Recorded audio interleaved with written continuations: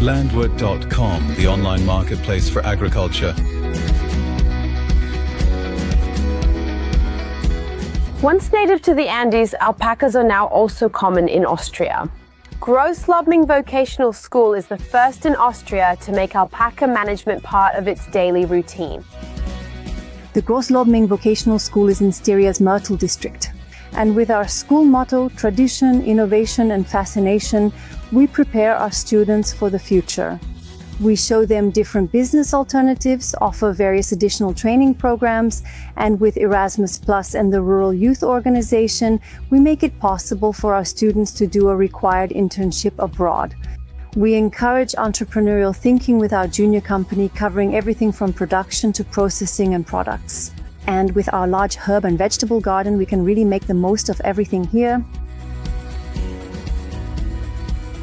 We are proud to be the first school in Austria to integrate alpaca keeping into everyday school life, and this is only possible thanks to our cooperation with our organic neighboring farm. The Steinmetz family supports us during the holidays and is also our hay supplier.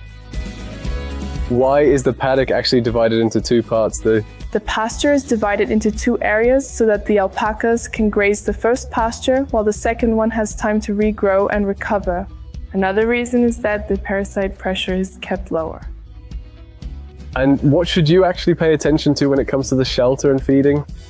Well, since alpacas come from the Andes, they are extremely resilient, have warm fleece, and are used to cold temperatures. Because of that, you don't need a barn, just a shelter all year round. So, regarding feeding, they get a mineral mix once a day, they need fresh water every day, preferably drinking water quality and from a running tap. And in addition, they always have access to fresh hay from a low feeder so that their wool coat always stays clean. And where do we actually get our hay from? Well, we get the hay from our neighbor's organic farm. It's organic hay, and it's turned loosely, then it's dried and pressed. Alpacas are curious animals, so when walking with them, always check for poisonous plants nearby.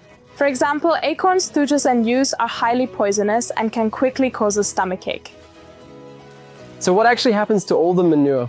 You can use the fresh manure as fertilizer for the garden and the dried one too. It's very good for houseplants and lettuce plants, which you can sprinkle it around.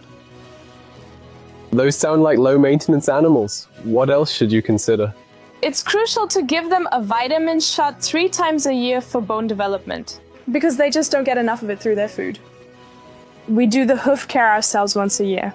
We have a special pair of scissors for that, and we just scrape out the bottom of the hoof, and that's it. We shear them once a year during the Ice Saints in mid to late May, when the mobile shearing service arrives. What happens to the fleece after shearing? Already during shearing, the fleece is sorted into 3 quality grades and then cleaned with a sieve. So the first quality is processed into spinning wool for knitting, for sweaters and socks. The second quality level is used, for example, for duvets, and the third for felting and for fertilizing, for example.